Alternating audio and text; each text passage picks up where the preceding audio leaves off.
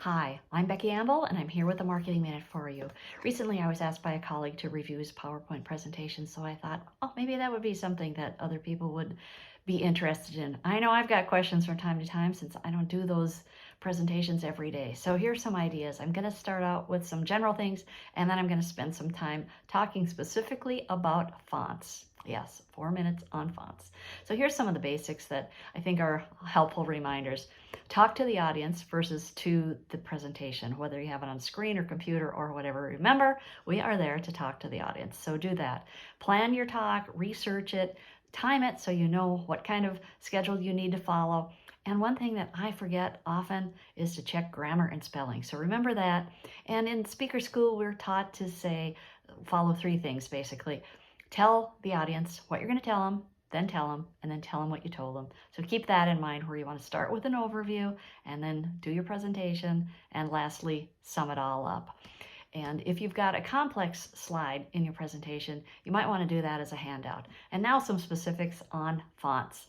So if you can, make a template so that all of these things are decided ahead of time and you can be consistent. So you want your title or your heading to be the largest, and then your subheading the next level down, and then any bullets or parts of the body of the page will be another level down. So keep that in mind. It's recommended that the smallest font you use is 24. And think of it, I like to think of it anyway, as an outline where you know the main headings in your outline with the Roman numeral are always the biggest. And then each level down that you go, make your font just a little bit smaller, keeping in mind 24 is the smallest that you want to go. And it's recommended actually that 40 would be your size to use. So keep that in mind.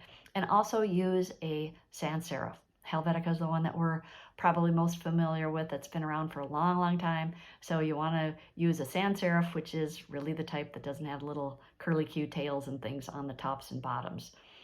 And again, use the same size font for your headlines, same size for your subheadings, and then same size for all of your bullets. Make them all consistent. And if you do have a template, that is great, because then that takes care of that. If you do bold and larger sizes, keep that in mind for captions. And again, ratchet down your subheading. If you go down to a 4th font, the smallest one, that's good for page numbers and things like sidebars and so on. And it's recommended that 4 fonts would be the max that you use in your PowerPoint, 4 different sizes. And if you're doing something in a large font, like you're labeling something, or again, it could be your heading, it's recommended 35 to 45, which is a pretty large font. So check that out and see how that works for you. And you can also use a different color for the emphasis.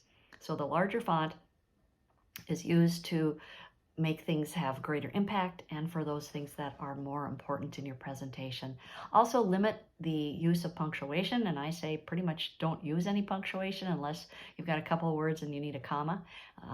Pretty much can avoid periods at the end of things. And watch out for abbreviations, acronyms, jargon, that kind of thing. And especially abbreviations can be confusing.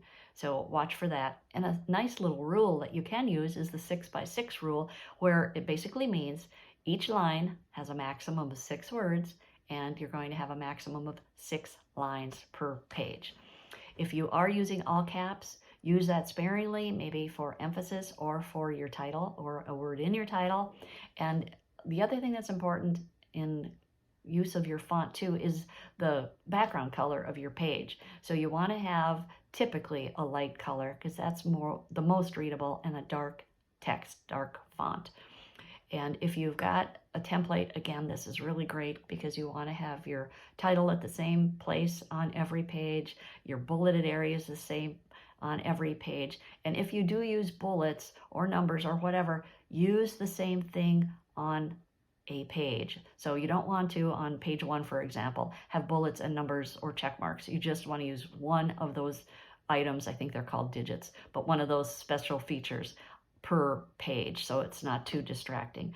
And the last thing I would say is check your presentation. So get up and walk to the back of the room where people are sitting, see if it's readable, see how the font looks, or at least step away 6 feet from where your screen is. And I mean the presentation screen, not your computer screen. But step away and see how it looks from 6 feet, or go to the back of the room.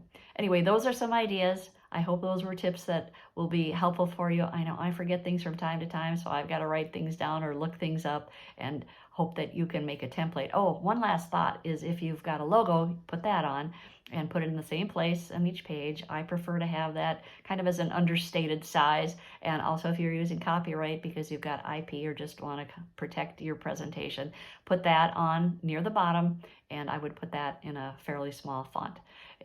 Hopefully those will be some ideas you can use, and I look forward to talking with you next time. Thanks.